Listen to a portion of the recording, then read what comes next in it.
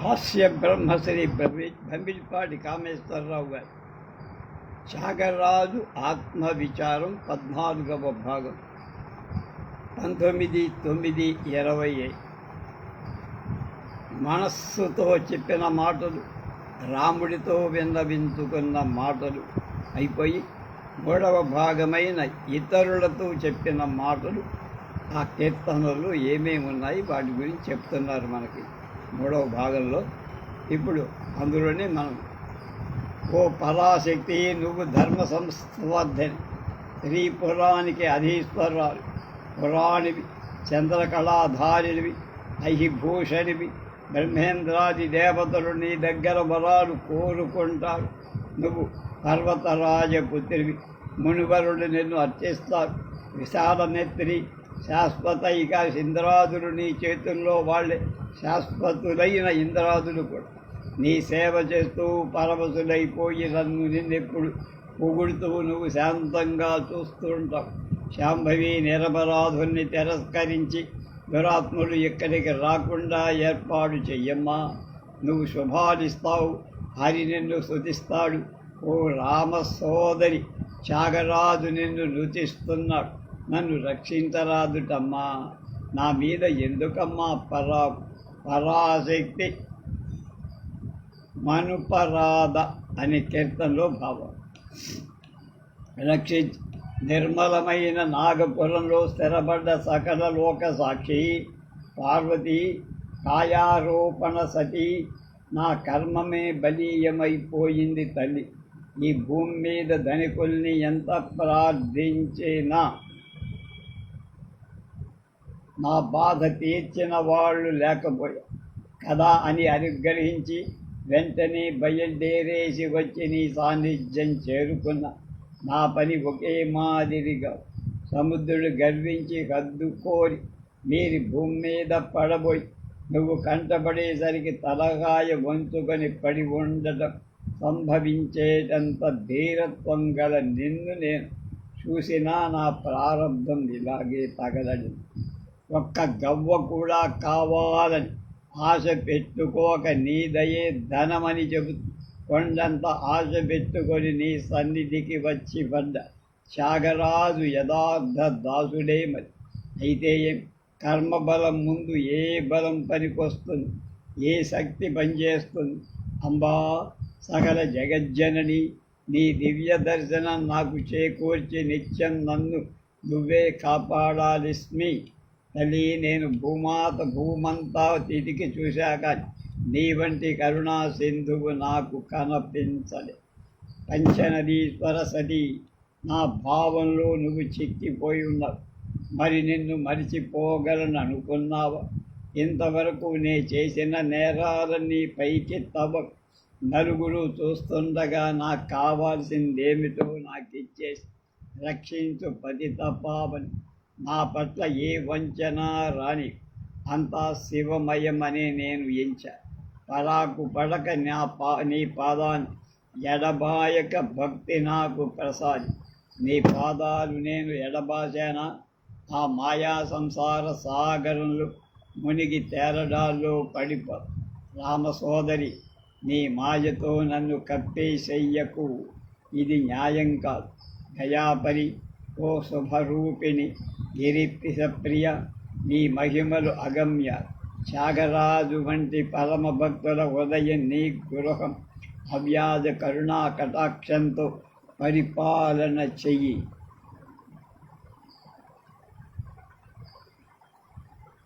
నీకే తెలుసు, కర్మమే బలవంతం, నీవు బ్రోవవలి అనే 2 కీర్తనల భావం. చెల్లిందమ్మా, నీకే చెల్లింది పరాత్పరి. తపస్థీర్థపురంలో వెలిసిన శ్రీ ప్రవృద్ధ శ్రీమతి, తెలివితో నువ్వు వర్ధిల్లుతున్నావు. లావణ్యానికి నిధివి, నేను తెలివి తక్కువ బాలుడు. తెలివి నీ సొమ్ము కదా, కోప్పడ్డం ఏం మర్యాదమ్మా? కాస్త తరళగా మాట్లాడకూడదా తల్లి? నన్ను కాపాడేవాళ్ళు భూమి మీద లేనని నేనొస్తే చూసి చూడకుండా నువ్వు పరాకు చేస్తావా? ఈ సుజనుని వేడుకోలేకే కదా నేను నీకు దాసున్నవుతా, నువ్వు తప్ప నా గతేమమ్మ. ఓ కనతల్లి రాముడు నీకు అన్న, ఆయన దయకు నేను పాత్రుడు. తిన్నగా వచ్చి నేను శరణు వేడేశాను వైపాసను రక్షి త్యాగరాజు మనసు నీ సదనం కదా. ఓ బాలా శ్యామలా, నన్ను శీఘ్రంగా రక్షించగా ఆలస్యం ఇంకా చేస్తావేం తల్లి. నువ్వు శివప్రియవై ఇక్కడ నేను వెలిసినందుకు నన్ను చెయ్యెత్తుకొని కుమారా అని పిలిచి పలక. నువ్వు వేదవిగారి, నీ శరీర ప్రభ కోటి మెరుపు, పంచనదీశ్వర సతిపై అవతరించినవు. నా పాప కోట్లను దహించి నన్ను గౌరవించ. నా మనస్సులో నీ పాదాలు నియమంతో పూజ. త్యాగరాజు భజన నీకు ఇష్టమే కదా. ధర్మ సంవర్ధని అన్న తల్లి కాచ్యాయి, నువ్వే నా భాగ్యం. నువ్వు నారాయణుడి, రమారమణ సోదరి. కావుమంటూ కాకిలాగా నేను గోల పెడుతుంటే నువ్వు ఊరుకుంటే నన్ను మరెవరు రక్షిస్తారమ్మా. ఎల్లప్పుడూ నువ్వు నరవరాలు ఇస్తూనే ఉంటావుగా. త్యాగరాజుకి ఇవ్వమ్మా. ఓ కంచి కామాక్షి, అనాథరక్షకి, సుజన పాపమోచని తల్లి. తుచ్చులైన వాళ్ళకు కూడా నువ్వు సదా వరాలివ్వుతూ ఉండగా వాళ్ళు సంతోషిస్తూ చక్కగా హాయిగా కేరింతలు కొడుతూ ఉంటే భూసరాది దేవతలు కష్టాలు పాల్పడడం న్యాయమా? దయతో వీళ్ళని కూడా చూడకూడదటమ్మా. జనానికి సౌఖ్యం చేకూర్చే నిమిత్తం నిన్ను తెలుసుకోవాలని బ్రహ్మ నిన్ను వేడుకుంటు. లలితే శ్రీ ప్రవృద్ధే అనేది బాలేందు అనేది నన్ను గన్న తల్లి అనే 3వ కీర్తన.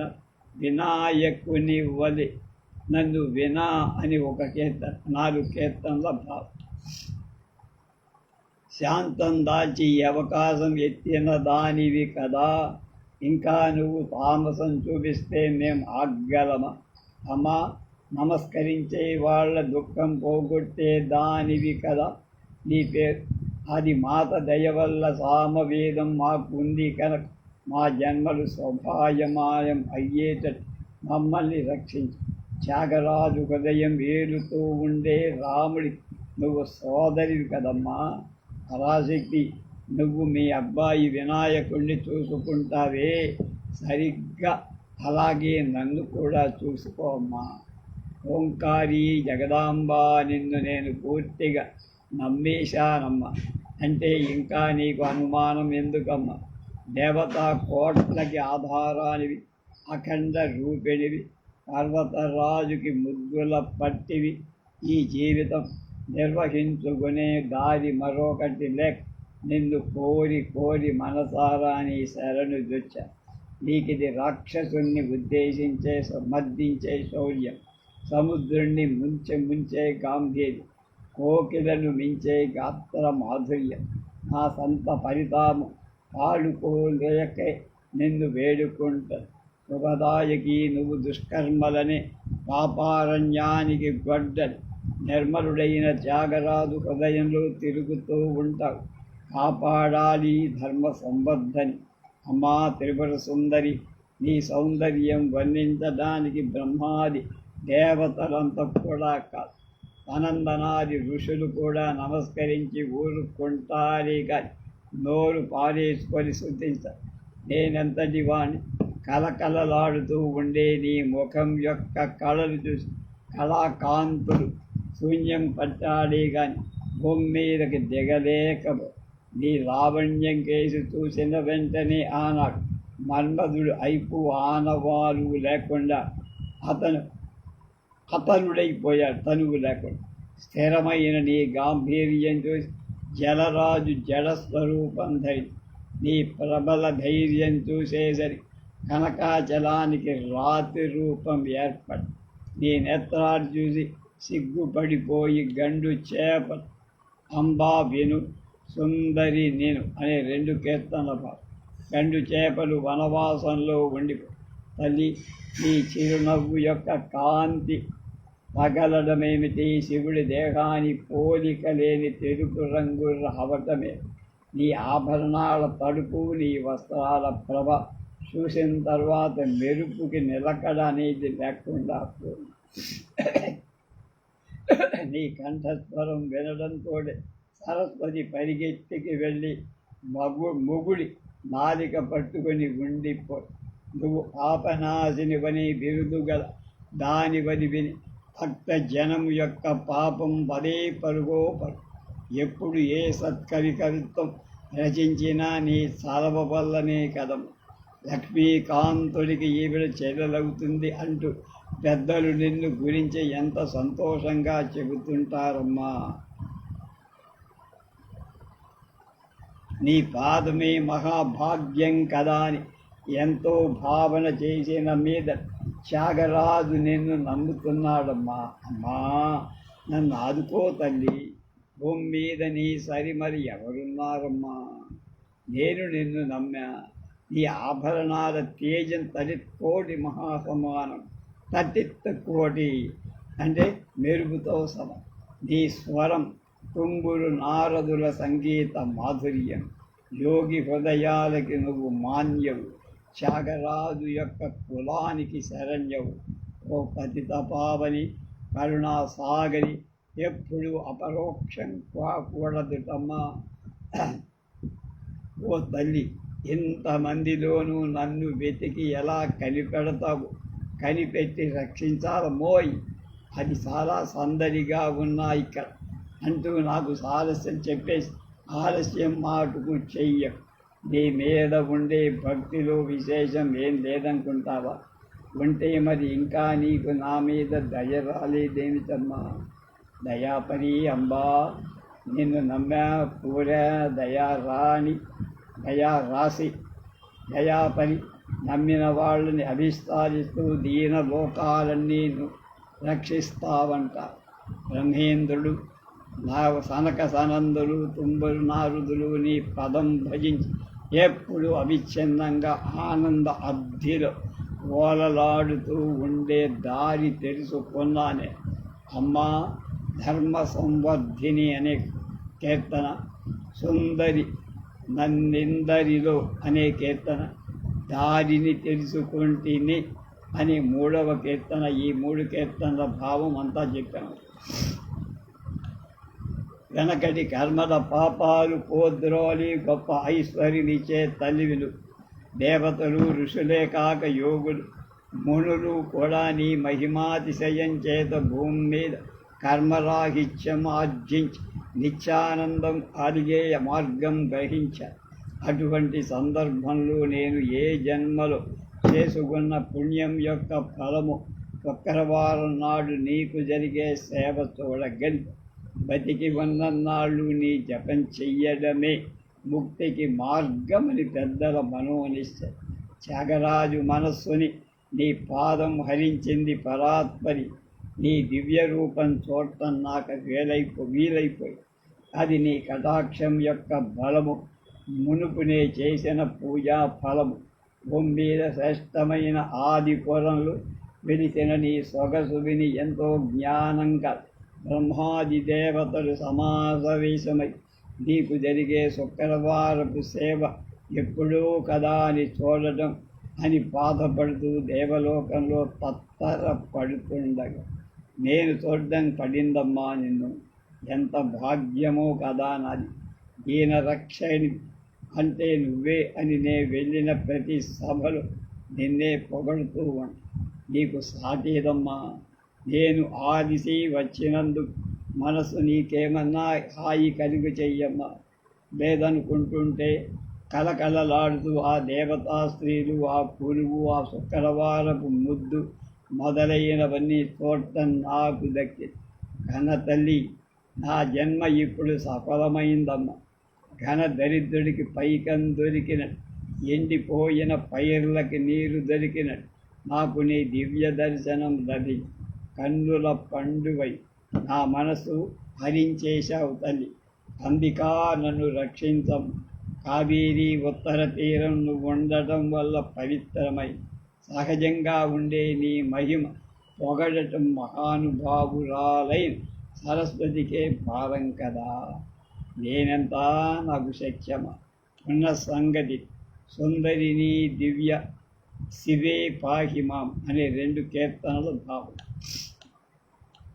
అన్నీ నువ్వే ఉపేంద్రమాయ, ఆగమాలన్నీ నిన్నే నృతించడం, ఎక్కువ లాలస చేస్తూ ఉంటే భలే అనిపించే నువ్వు శుభ ఫలాలు ఇవ్వ.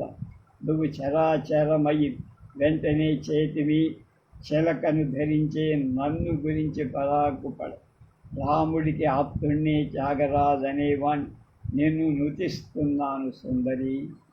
కుమారస్వామి, నీ వంటి దైవం ఎక్కడ వెతికినా నాకు దొరకడు. అయి కావలికి అందని బ్రహ్మపరం నీ నిల.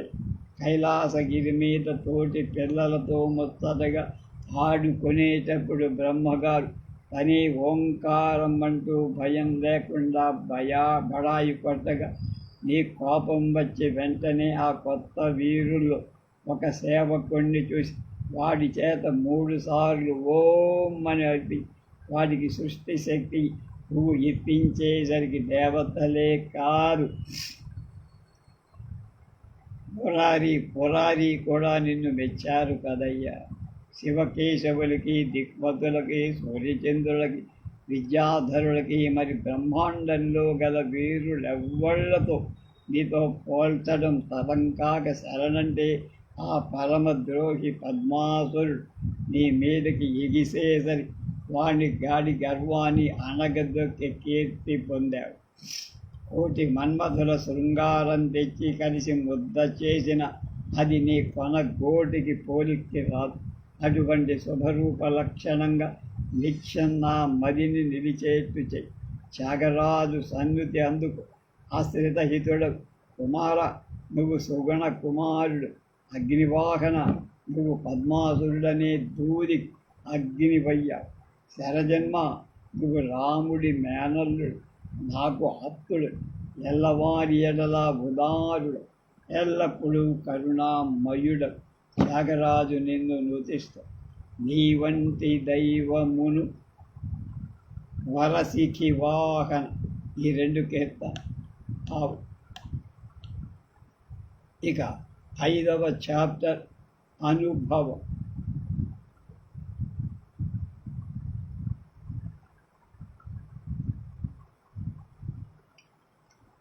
బ్రహ్మా సరస్వతులకి, రుక్మిణికి, లలితకి, సీతా లక్ష్మణులకి కూడా అబ్బరమైన కొలువు రాముడికి ఏర్పాటయింది.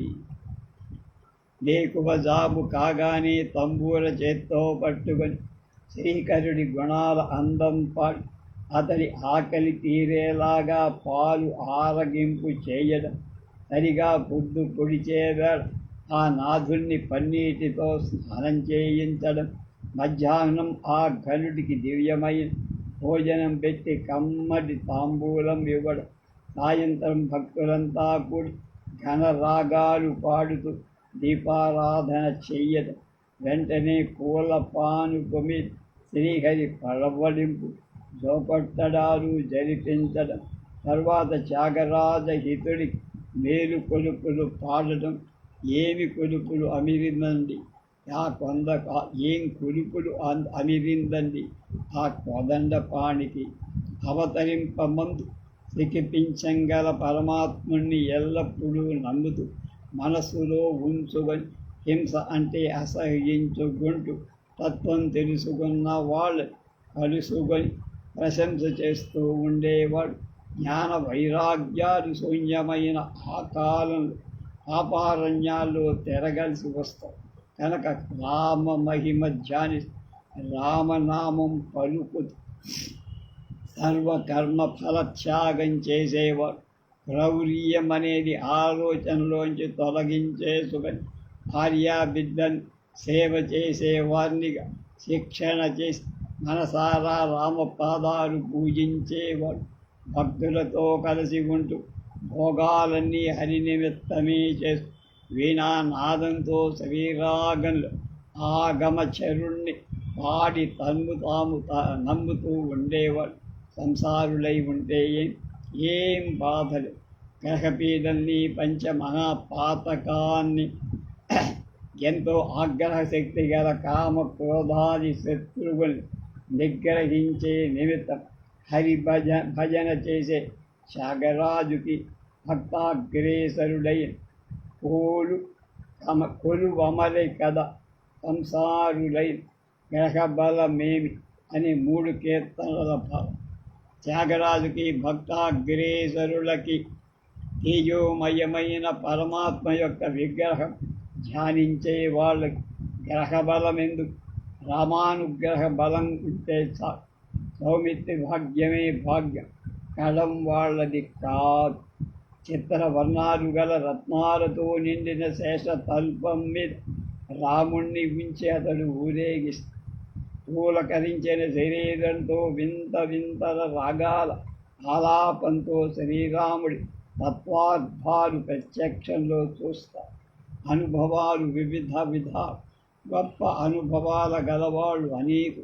మేఘశ్యాముడి అందతందాలు హృదయార విందల్లో చూసుకొని బ్రహ్మానందం అనుభవించే వాళ్ళెందరూ, సామగానం చేసే ధన్యులెందరు, మన్మథ సౌందర్యం గల ధన్య శ్రేష్ఠులెందరు, మనస్సు అనే గొప్ప కోతి యొక్క సంచారం నిలుపు చేసే దివ్యమూర్తిని పొడగాంచే వాళ్ళెందరు, రామపాదాలకి స్వాంతమని పద్మం సమర్పించుకునే వాళ్ళెందరు, యథార్థం పారమార్థికమైన మార్గం పరాత్పరుని స్వరం లయ రాగం తెలిసి సల్లాపంగా పాడే వాళ్ళెందరో, హరి గుణాలని మణిహారాలు కంఠసీమ మెరుస్తూ ఉండే భక్త కోటను తెలివి తెచ్చుకొని స్నేహభావం దయార్ద్ర హృదయం ఆదరిస్తూ ప్రపంచాన్ని చల్లని చూపు చూసి రక్షించే వాళ్ళెందరో, అందాలు చిందే నడకలు కలిగే సరసుడైన రాముడు ఎల్లవేళలా కళ్ళ ఎదుట చూస్తూ ఒళ్ళు పులకరించగా ఆనంద సముద్రంలో మునిగిపోయి సంతోషి యశస్సు పొందిన వాళ్ళెందరూ, పరమభక్తులు, మునిశ్రేష్ఠులు, సూర్యచంద్రుడు, సనక సనందనుడు, అలాగే దిక్పాలులు, సురకిందర కింపురుషులు, ప్రహ్లాద, నారద, కుంభురుడు, హనుమంత, చంద్రశేఖరుడు, సుఖబ్రహ్మలు, దివ్య పురుషులు ఎల్లరూ పరమ పవిత్రులుగా ఘనులుగా అవడం చేత శాశ్వత బ్రహ్మానందం అనుభవిస్తూ ఉంటారు కనుక వాళ్ళెందరూ రాముడి శరీర నామ వైభవం మిత్ర భాగ్యమే అని కీర్తన. రెండోది, ఎందరో మహానుభావులు అందరికీ వందనములు అనే పాట దానిలో కనుక పరాక్రమ ధైర్య శాంత త్యాగ సత్యాల గురించి తమరికి సద్భక్తి జనించకపోయి రాముడు దుర్మతాన్ని అణచేయనందుకు సంతోషించి అతన్ని అందుకోవడం వల్ల ఆనందంతో భజిస్తూ కీర్తన చేసే వాళ్ళందరూ భాగవత రామాయణాల యొక్క, గీత యొక్క, వేదం యొక్క, శాస్త్ర పురాణాల యొక్క, శైవ వైష్ణవాది 6 మతాల యొక్క రహస్యాలను 33 కోట్ల దేవతల యొక్క అంతరంగాల భావాలను తెలిసి భావరాగ తాళాల సౌఖ్యం అగమనించి చిరాయువు నిరవధి సుఖం అనుభవిస్తూ త్యాగరాజ బంధువులైన వాళ్ళెందరో ప్రేమ అత్యధికంగా నామం తలుచుకునే వాళ్ళెందరూ రామభక్తుడైన త్యాగరాజు గుర్తించే రాముడి యథార్థ దాసులైన వాళ్ళెందరూ ఆ మహానుభావులందరికీ నేను వందనాలు సమర్పిస్తాను. లీలగా మారీచుణ్ణి హతమార్చే వేళ తన సంజ్ఞ గ్రహించి రాముడు శివధనుస్సు విరిచే సమయాన్ని రాముడి ముఖం మీద రమ్యంగా కదులుతుండే ముంగురుడు చూసి విశ్వామిత్రుడు ఎంత పొంగిపోయాడు. అతడి పుణ్యం దేవతలకైనా సరే, రాక్షసులకైనా సరే రానిది రాదు. భూమి మీద దేవుళ్ళ లాంటి వాళ్ళకైనా సరే పోనిది పో. దేవతల రాజైన దేవేంద్రుడికి మంచి దేహం మరి రాదు. రాక్షసులకి అమృతం మరి అరణ్యాలలో దేవుళ్ళు లాంటి మునులకు కోతుల బాధ మరిపో మనసు నిద్దే శక్తి లేని వాణ్ణి మధుర గంట పూల పూజ ఎలా రక్షించగలవయ్యా? దుష్టమైన మనస్సెత్తుకొని మునిగితే కావేరీ నది మనిషిని ఎలా రక్షిస్తుంది? మందాకిని నది మాత్రం ఏం చెయ్యగలదు? సోమిదమ్మ గారు సొగసుగాళ్ళని కోరుతుంటే సోమయాజి గారికి స్వర్గం ఎదురుకుండా వస్తుందా? కామక్రోధాలు కలవాడు తపస్సు చేస్తే ఆ తపస్సు వాడల్లా రక్షించగలుగుతుంది. అలకలల్లలాడ రానిది రాజు మనసు నిల్ప అని 3 కీర్తనలు కలుగుతుంది. రాముణ్ణి చూడమనే సౌఖ్యం రాముడి దయ కలిగిన వ్యక్తికి బ్రహ్మకైనా సరే కలుగుతుందా? మన సంకల్పం ఒకదారిని, శరీర చేష్టలు మరో దారిని, వేషధోరణి మూడో దారి నడిపిస్తూ జనాన్ని హింసించే ఘటాలకు రాముణ్ణి చూడటం అనే సౌఖ్యం మాట దేవుడికే తెలుసు. జయం మాత్రం ఉంటుందా?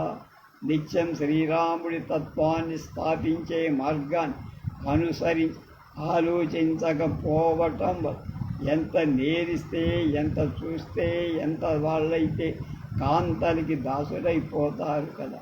అలాంటి వాడు పరహింసల నిమిత్తం, పరభామల గురించి, పరధనం కోసం, పరమానవుల కోసం, అపవాదం విషయంలో, పరజీవనాల లాభం పొందటం సందర్భంలో అబద్ధాలు తప్ప మరి ఇతరుల మట్టాన్ని ఎంత చదువుకుంటే ఏం, ఎంత అనుభవం ఉంటే ఏం, ఎంత గొప్ప పుట్టుక పుడితే ఏం, నిత్యము సజ్జనులు భక్తితో భజన చెయ్యటం చూసి యముడు విచారిస్తారు. ఏమని? ఓరి కింకరులారా, మీరు శూలాలు పాశాలు పుచ్చుకొని చేసే హడావిడులన్నీ ఉడికిపోయే కాలం ఆసన్నమైపోయిందిరా. కోపం వచ్చి సముద్రాలన్నీ ఇంకింప చెయ్యడాన్ని అగస్త్యుడు పోగైనట్టు ఘోర రకరకాల కన్నిటి స్వస్తి చెప్పటానికి ఆ తారక మంత్రం వచ్చి పడిందర్రా. దారి తెలుసుకోలేక తడుములాడి అజ్ఞానులు కూడా ఎంత సారం ఉంటే సరిపోతుందో అంత సారము గల త్యాగరాజు కీర్తనలు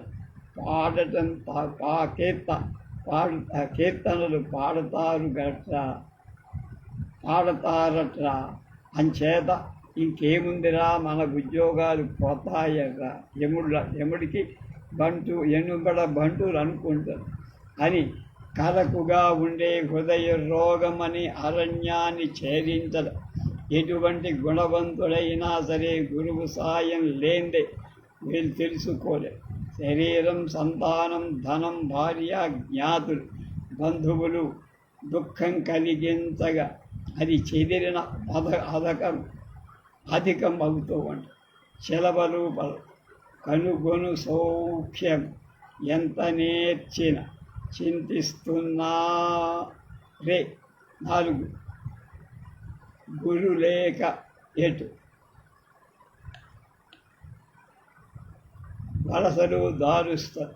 ఈ దుఃఖం హృదయ రోగం.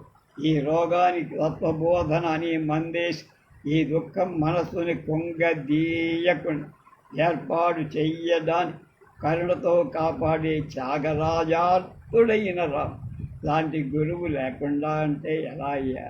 కృష్ణుణ్ణి చాలామంది స్త్రీలు చూపులతో చుట్టేసి మొక్కుతారు. వికసించిన ముఖాలతో కొందరు విధాలైన నాట్యాలు చేస్తారు. మరికొందరు ఒకనొకరు పట్టుకొని ఓర చూపులు చూస్తారు. చిలక కంఠాలతో కొందరు తరుణులు పొగసుగా పాడుతారు. దేవతలు వేడుకోవటానికి వస్తున్నారు. అతన్ని ఒకే క్షణంలో ఎన్ని కళ్ళతో చూడాల్సినంత అందం అతడి దగ్గర ఉంది. అందుకని వేణుగాన ప్రియుణ్ణి చూడ్డానికి 1000 కళ్ళు కావాలి.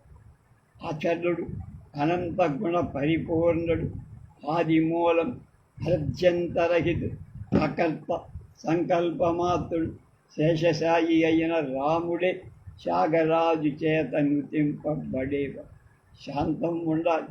నిష్టపరుడైతేనే, వేదాంతుడైతే ఏం, భార్యా బిడ్డలు ధనధాన్యాలు జపతపాలు కలవాడైతే ఏం, ఆగమ శాస్త్రాలన్నీ చదివినవాడైతే ఏం, సకల హృదయాల భావాలు గ్రహించగలిగిన వాడైతే ఏం, యాగాది కర్మలన్నీ చేసిన వాడైతేనే, గొప్ప భక్తుడని పేరు గలవాడైతే ఏం, శాంతం లేదే సౌఖ్యం లేదు. ఎంత గొప్ప చదువుతాం వల్లని పెద్దల మాటలు గనక వినకపోతే బుద్ధి రాదు. రాదైతే ధనధాన్యాల దానం ఎంత చేసిన వాడైనా సరే, మనసులో అనన్య భక్తి కలవాళ్ళ వాగమృతం పుచ్చుకుంటే కానీ బుద్ధి రాదు. మానకుండా భాగవత రామాయణాలు చదివే వాడైనా సరే, రామచరిత్రలో ఉండే రహస్యాలు తెలిసిన వాళ్ళు సాంగత్యం చెయ్యకపోతే బుద్ధి అనేది రాదు. యోగాలు అభ్యసించగలిగిన వాడైనా సరే, ఇంద్రభోగాలు అనుభవించే వాడైనా సరే, వేణుగాన లోలుని కదలిడు వాడు శాంతము లేక సౌఖ్యము లేదు, బుద్ధి రాదు అనే 4 కీర్తనల భావం. విచ్చగలవాడైనా సరే, త్యాగరాజు నుతించే రాముడి యొక్క దాసుల స్నేహం చేస్తే తప్ప బుద్ధి ముమ్మాటికి రాదు. నరజన్మ ఎత్తినందుకు రామనామ స్మరణ చెయ్యటమే సుఖం. రాజయోగం అభ్యసించిన ఆనందం అందుకోవాలంటే నామస్మరణ చెయ్య. రామనామం వినడం వల్లని, ఆ నామమే రూపం దాల్చి హృదయం నిండటం వల్ల కదా కరుణ పుట్టుకొచ్చి, పుట్టలోంచి కవి పుట్టుకొచ్చాడు వాల్మీకి. నిష్కామంగా త్యాగరాజు చేసే నామస్మరణే సుఖం. రాముడితో సాటి మరొకరిని చెప్పడానికి దేవతల్లో అడ్రస్ లేడు. నా మనసు అతడి మీదనే నాటుకొని మరొకళ్ళు అతనికి సాటి రావడం గొడవ ఎందుకు మరి ఆలోచన మరి చాలు. ఎవరి రాత ప్రకారం వాళ్ళకి అవుతాం. రాముడు నాతో మాట్లాడితే చాలయ్యా, నాకు అదే పదివేలు, నా కంటికి ముద్దొస్తావు అన్నమాట తప్పు. ఎప్పుడు చనువుగా ఉంటాడు, చల్లని చూపులు చూస్తా. దేవతల్లో అతనికి సరైన వాడు లేడు, నన్నతడు రక్షిస్తా. పరమాత్ముడు ఎక్కడ ప్రజ్వలిస్తుంటాడు అనే విషయం పూర్తిగా తెలుసుకోరే అందరూ కూడా.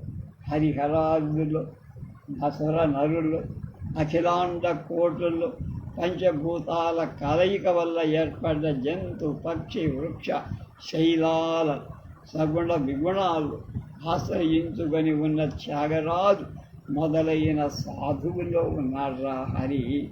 హరిదాసులు ఊరేగే ముచ్చట చూస్తే ఆనందం పొంగిపోరు. హరి గోవింద నారసింహ రామ కృష్ణ అనే నామాలు హృదయపూర్వకంగా అంటారు. జట్టుగా మద్దెళ్ళు వాయి వీధుల్లో వెలుస్తా. చక్కని రాముడికి చేజెక్కిపోవటం మైమరచి నామమే దిక్కనుకొని పుగులుతూ ఉంటాం. దిట్టంగా నడుములు బిగించి అడుగులేస్తూ తాళపు చెప్పలు గల్లు గల్లున కొట్టు. జ్ఞానంతో స్మరణే సుఖం సామికి సరిజప్ప పరమాత్ముడు హరిదాసులు అనే 4 కీర్తనలు. ధ్యానంతో జ్ఞానంతో మంచి గానంతో రాముడికి తమ గాత్ర దానం చేస్తారు. వాళ్ళందరితోటే కలిసి త్యాగరాజు రాముడి మీద జ్వాదులు జల్లుతారు. కామం మొదలైన దుర్గుణాలను నిండిన తుచ్చత్వమే కాని నీచం ఎంత మాత్రం లేకుండా ఉండే ఈ శరీరం కలిగినందు సీతారాముడి నామమే పర. సంసార పోషణ కోసం దారులు కొట్టే కిరాతకుడు మునుల్ని తన గేగతి అని అడగ్గా వాడు రామనామం ప్రశంసించగా దాంతో వాడు ధన్యులై వాల్మీకిగా మారలేదా? ఋషి శాపం వల్ల జలోరోగ రూపం దాల్చి దుఃఖం భరించలేక తల్లడిల్లిన కోదండరాముడి నాపం చెవిన పడగా కబంధుడి శాప విమోచనం పొందిన గంధర్వుడైపోలా. గజరాజు అజ్ఞానంలో పడి బలాసి అయిన విధలి వల్ల బాధపడలే అరమరలు లేకుండా ఆది మూలమా రక్షించాలని మనసారా అనడంతోనే వెంటనే అతడు వచ్చి రక్షణ చెయ్యలేదు. వేదాలని సోమకాసుడు పట్టుకుపోగా బ్రహ్మ తారకనామాని బాగా నుతించగా రాముడొచ్చి బ్రహ్మ భయం తీర్చలేదు. మాట నేర్చినందుకు సార్థకత రామనామం అనడం. భక్తి ఉన్నప్పుడు మాత్రమే సకలమైన సిద్ధులు వెంటబడి చక్క.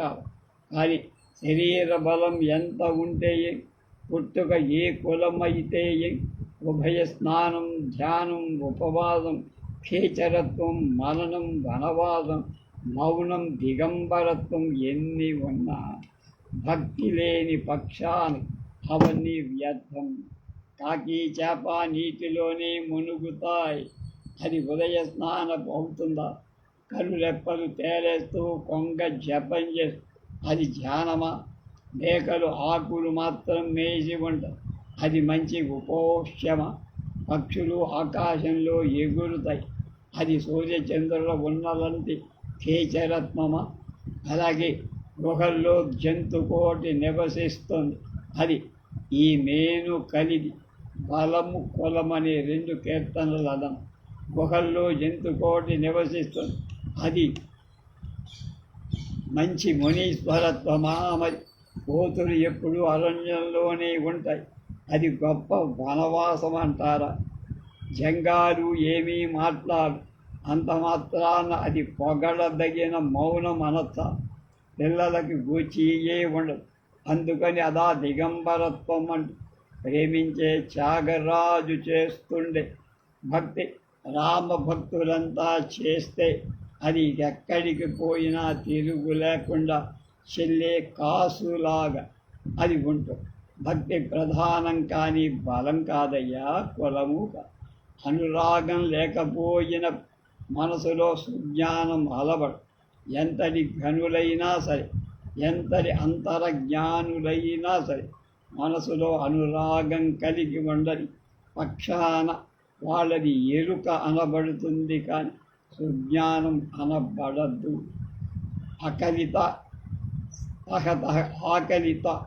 ఆకలి తహతహలాడినవాడు ఏది తిన్నా తృప్తి చే. అనురాగం కలవాడు ఏ పదార్థం ధ్యానించినా సౌఖ్యం ఉండదు. ఎంతవరకు 5వ భాగం అయిపోయింది. రేపు కలి నింద చేస్తాడు, అది 6వ భాగంలో తెలుసుకోండి.